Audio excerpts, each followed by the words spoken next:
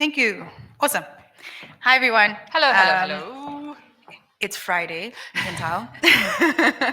What So, gave it away? I don't know. Something. There's something in Yeah, the no, there's air. something in Okay. the air. So, I'm Kopano. This is my business partner, Nyaki. Hello. And we're from a company called Club Shears. We always just like, we're like two chicks in tech. And the conversations that we have, we try and make it as practical as possible for everybody. So, as much as the conversation might seem a bit serious because, optimization, AI, sales and marketing, we're just going to make it extremely practical about how AI and automation can actually create capacity in whatever business you have and to make your sales and marketing more targeted and more successful. Do we have the presentation? So I think also second to that is also just to demonstrate how we have been using AI, especially in the work that we do, because I think the conversation that we've been having, and this is obviously just the open, I suppose, that the conversation that the globe has been having is around AI and its function, and we all start learning about ChatGPT, and now WhatsApp has got AI, and now my mom is using AI.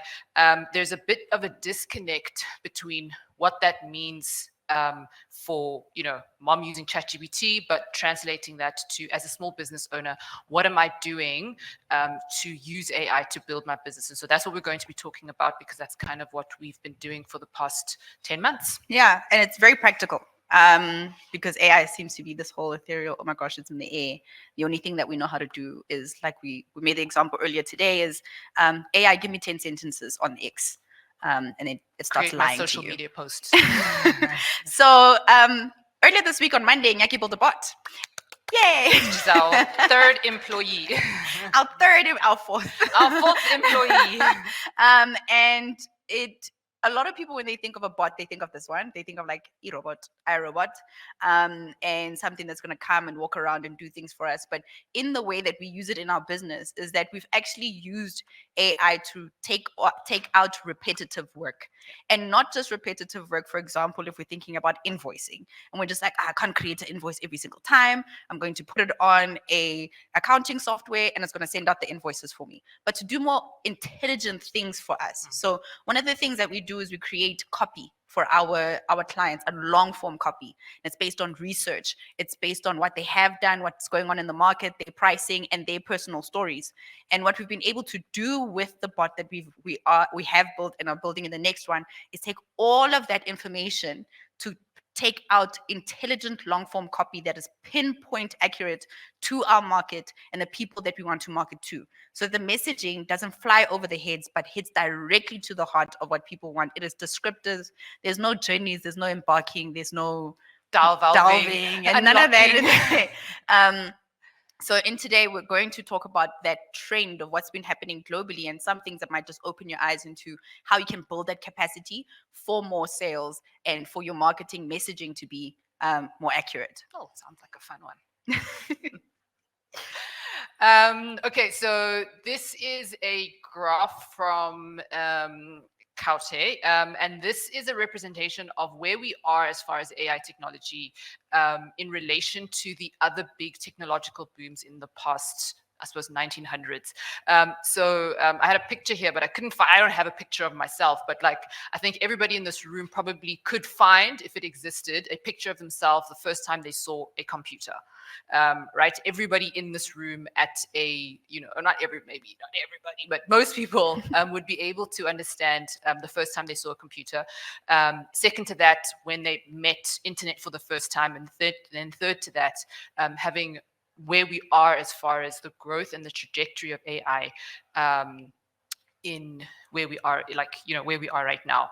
The beauty of this, and this is a conversation that we've been having with currently, but also extended into the other communities that we're part of, is the gap between where we are as South Africans is very close to where we pose ourselves as far as our competitors internationally.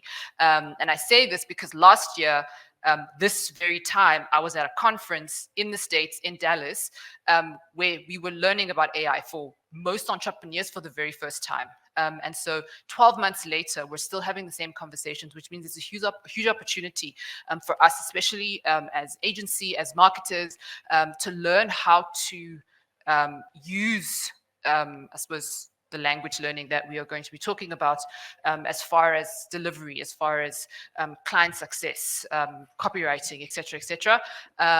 But we will talk more opportunities, I suppose, around that. And this in contrast with how the internet has taken off in terms of investment and how we are adopting it, right? So as we can see, the black line is the internet and basically how it has evolved and how adoption has happened over the years. And the red is then generative AI specifically. And what you will see is that AI is almost on par with what had happened with the internet. And what that means is that we are at a point where there's going to be a huge spike, especially as people adopt it. If you think about what happened with the internet, it was like big companies are using the internet, people with money have the internet, and they're the ones who are able to use it and make it easy for their lives and their businesses. And it's almost the same with AI right now, where people are just still trying to figure out where we are. Even the big companies are still trying to figure out how do we actually practically use this inside of our companies to create value and for our entire system, our entire organization, how do we build that capacity on the ground that it changes the lives of everyone and not just one person who's able to put in a ChatGPT prompt. So we're right at the beginning of it. So being able to get in on that curve and know where it is going shows us how the opportunity that we have to not only make our lives easier, but to make money. And using it in marketing specifically and having that impact on sales is something that jumpstarts and propels companies forward if you're able to use it properly. It's good. So this slide, I think we all may have seen this, but this was the time that it took ChatGPT to reach 100 monthly million users. And that was 2 months, which was 7 months quicker than TikTok. But also, like, I can't do the numbers. Faster than Uber, which, in your mind was one of the fastest growing. I want to say 68. That's the one. 68 months faster than Uber. But like, as far as just the adoption of AI, like, and ChatGPT itself, there's like a lot of opportunity, but also a lot of confusion around how we use the technology. We were chatting about this graph, and it's because the world is primed for AI also.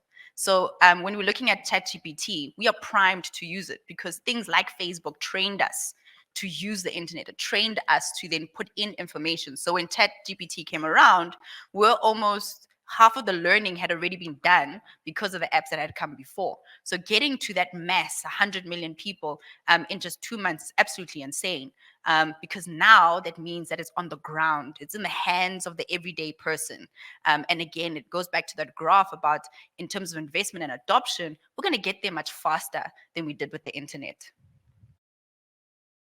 So our favorite thing to say to people when we talk about AI and automation is that we think that it is you press a button and everything starts working and then gears start going all by themselves. All you do is turn one and then everything else turns. When for a lot of people, it's still very Flintstones. And the truth is, people say that it's AI, it's automation, but in the background, there's literally somebody cranking the machine. And we don't believe in that at all. We literally know that things that used to take us something as simple as 2 hours to create one marketing element for our client now takes a much shorter period of time, but it is more intelligent. And that's because we have true automation, meaning that I really only press one button. It's not I press a button and I'll go to the back and be like, I'm back, and then go crank something, work out something, take out a calculator, write it down, and then put it back inside. And that's a conversation we're having today. So how most people use AI right now is very personal. So I'm using it for my emails. I'm using it for my copy. I'm using it for my research. I'm using it for what I'm doing in my projects. I'm using it for my presentations. But the way that we see it is a cross-functional thing. When you put AI and automation together, it creates a department of its own. It creates a capacity on its own. So for example, if you have a big multinational company like Unilever, being able to create a system within Unilever that takes all the information that Unilever has created for all of their customers, all of their brands, all of the market research that they have, all of the decades of sales that have been going around the world, and then using that information so that everybody who is in the marketing department, for example, is able to extract exactly what they need. Then it creates a cross-functional capacity. It creates a cross-functional tool for the organization as a whole to benefit from. Because right now, people have silos of information, which means that we're missing out on things. And there's so much information that we cannot process it on our own, and we are going to miss out on it. But once you create a system and you plug in AI, that means that you create something that the whole organization can use. So when Unilever does a Dove activation in Limpopo and it does another one in City Bowl in Cape Town, they are different, and the messaging and the design and what they are selling and how they are selling is relevant to those two different places, because that information has been organized and it has been extracted in such a way that makes sense. But you have to know how to use AI in order to do that. So what exactly do we do? All of this, what do we do? I press a button and you get customers. That's our value proposition. So we teach women, small business owners, how to press buttons to make customers, to make money. And the reason why we landed here is because a lot of the information, mentorship, guidance, programs sit around the knowledge base of business data. So it's about, not bashing any of these skills. It's about finance, it's about staff, it's about resources, right? But what we found is that when people go home to implement this, when she opens up her laptop for the first time after coming back from the seminar, what button do I press to do the thing that I've just learned? And so that is the solve that we have, right? What we've also realized, though, is that solve in and out of referencing the Unilever example, out of the data that someone is able to build for their own business, allows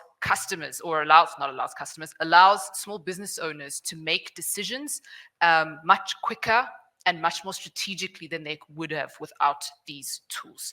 So that's what we do. Why we do what we do? Because people just want more customers immediately. So we find a lot of our clients at the point of, I need this to work or else. I've been doing this for months and months and months, but nothing is working. We've been having our graduations now, and we're actually hearing some feedback about the kinds of, I suppose, the learnings that people have had in some of our programs. And one of the things that the lady said was, I'm really glad that you guys taught us how to use ChatGPT, because I understood email marketing before, but I wasn't able to build the sequences or build the emails to nurture that client. So it's like, it's using the information to say, okay, I need to actually start building email sequencing, or, nurturing my customers, but also then having the tools and the techniques to be able to do this in a way that has an ROI. Exactly. So we build capacity for people. And what we have done when we started off was just to say that we want to work with only women and small businesses, but we've landed in the corporate space because what we've come to realize is that there are inefficiencies in the sales process. Yeah. So the reason why our sales and marketing are put together is because as much as you can have intelligent marketing and intelligent messaging, and you can have the perfect campaigns that are going out, if your sales system frustrates the customer, you're going to lose them anyway. So part of the solutions that we have, and it's a small thing, obviously, you know how big ships move slow. We do the small things where we make one sales process easier. We look at it and we're like, the customer's frustrated here. And automation fixes everything. And what we mean by that is set it up now and it continues to work for years afterwards without that cranking that the Flintstones are having to do every single time a customer comes in.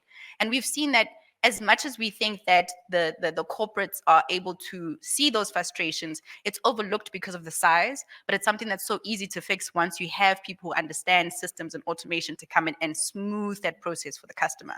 So our automations make the sales process smooth and easy, and then we plug in AI so that the marketing messaging, so that the research is pristine and it is optimized, meaning that every single time that you have a new sale, every single time you have a new meeting, every single time you have new information about your customer, your client, your business, we're plugging it into AI and it is becoming more intelligent. It is having a higher success rate, and that's what we do.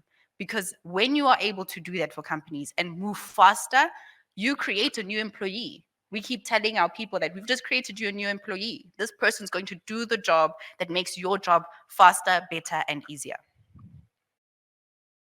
Okay, so where we've been in the past year. So this is snippets of a report by Deloitte.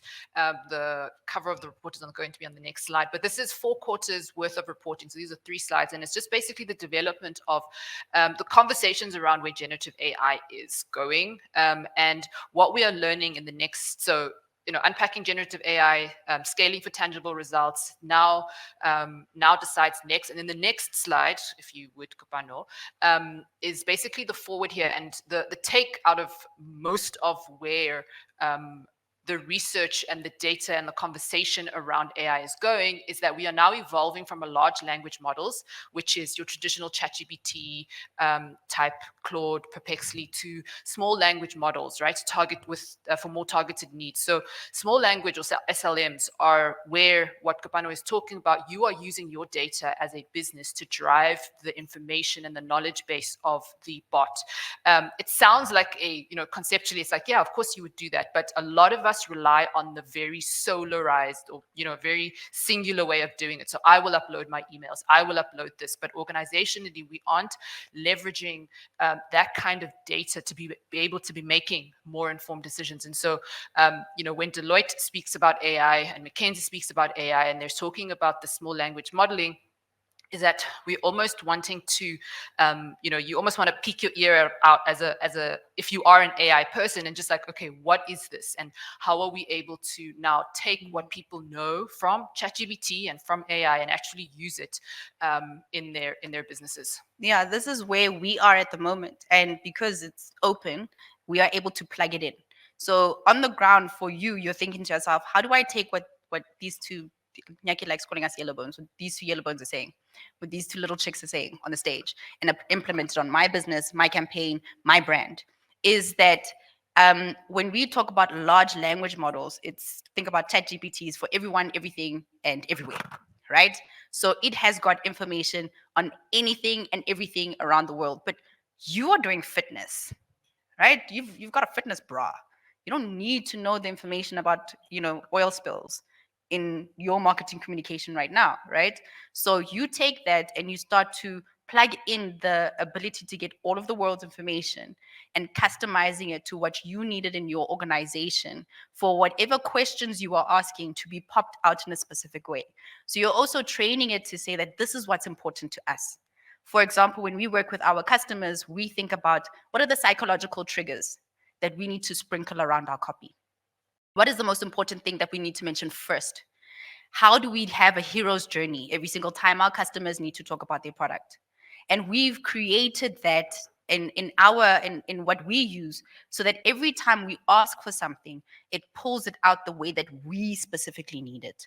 So it's being able to customize that information, build something that is relevant to you and your organization, that is relevant to you and your audience, and that evolves every single day. The more you work, the more information goes in there. And it's not about creating something that is not there from scratch. Again, you're plugging in ChatGPT into something that someone else has bought, and you're just customizing it for your people, your organization, and your marketing messaging. It makes things so much more intelligent and more dynamic. So even as a team, when you're working together to create concepts, when you're doing your research, you are plugging into information that you might have missed out on over the years, that things and trends that are happening that are relevant to you, news pieces, emails that you have been sending, voice notes that you have been sending around, presentations that you're creating. They are trends that you are able to pick up on. Even Google has an offering that lets you plug in your company's information and lets you extract the things that you want. But again, it has to be customized to what I want, because I don't need all the functions. I don't need all the information. I want the information in a very specific way. And that's how we go from large to small, is that ability to then customize and train and get something to do what I want the way I want it to do it. Let's get practical. Everything is marketing. Everything from the bags that you carry, the meetings that you have, marketing is everywhere. And every single message that you have, anything that you send to any of your customers, your stakeholders, internal communication, it's marketing as well. So when you start with that thinking, it means that every single message that you've been able to send out internally and externally in your company can be used for marketing. Number two is then analyzing your entire organization, because it's a gold mine of valuable information.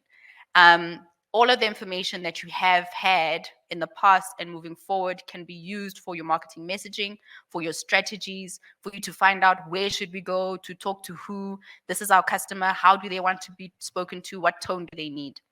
Then number three is to optimize and automate the selling process.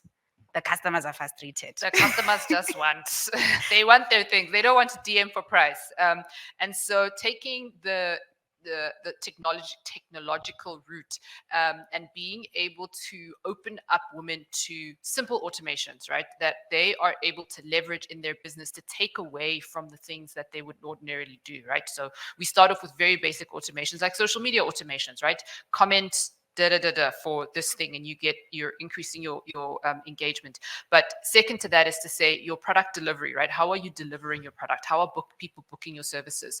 The beauty of what we do is that we get really, really practical. And so what we do is that we actually have things that we call funnel building sessions, and we call them Funnel Weekend, where we teach women how to build their sales funnels. Last season, June, we had over 1,000 people register, 1,000 women register. We had 400 people join us on the call. And we left it with like 75 completed sales funnels from people who had no idea what a sales funnel was. At the end of 4 hours, they were able to walk away with a tool that they were able to use to generate money using AI, using technology, using automation. And so demystifying, there's that word, demystifying the use of automations or generative AI, so that people can walk away with their lives being changed, is a focus that I think when we're using as any kind of technology, how does that work? How does that sit? And how can people actually implement it on the ground? Exactly. So once you have that automated sales system, companies big and small, and we get to the people that we show it that it's practical for people to use it, and that it's practical for you to use it as a full company. And then we use using AI to consolidate, continuously update information, so that we know how to sell and how to create the messaging for our customers. Messaging is always very important. What you say, how you say it, and where you say it, the message, the medium, and the method that you're using are all important. But now imagine when you have a world of unlimited information, even your own, because currently your information is limited in your organization with the sales data that you have. It's still very limited because you can't analyze it as a whole. But when you have plugged in and you have trained your AI, and you have trained it to research, and you have trained it to give you outputs in a very specific way, that message, that medium, that method that you're using become optimized. And that's why we said for optimization of your sales and marketing, is that it keeps on getting better all the time. Today, Nyaki was speaking about the other bot that we are building, which is a know-it-all, because we have over 300 hours of training. We have many presentations. We have talks like this that we can plug in to something that we can just ask one question. And it can take everything that we have learned, all the data that we have, to give us the answer the way that we need it. And us being able to do that as a growing organization, now heading to a point where we are now about to head to 7 employees, and having grown so quickly in such a short space of time, and also even having corporate clients who are asking the exact same questions that our ladies are asking with their small businesses. How do I make my sales process better? How is my marketing? How can I improve it? Because it's getting stale for a lot of people. And we are plugging in the exact same process. We see everything as marketing. Take all of your information, automate your systems, and then have an output that matters, training it the way that it's supposed to be trained. So that is us. Does anyone have any questions for us that you'd like to ask? If it wasn't practical enough, if you want an example, specifically with your business, we are more than happy to answer your questions. Any takers? Not all Yes. at once. Nobody wants Cool. it. Thank you. Thank you, everyone. Thank you, everyone.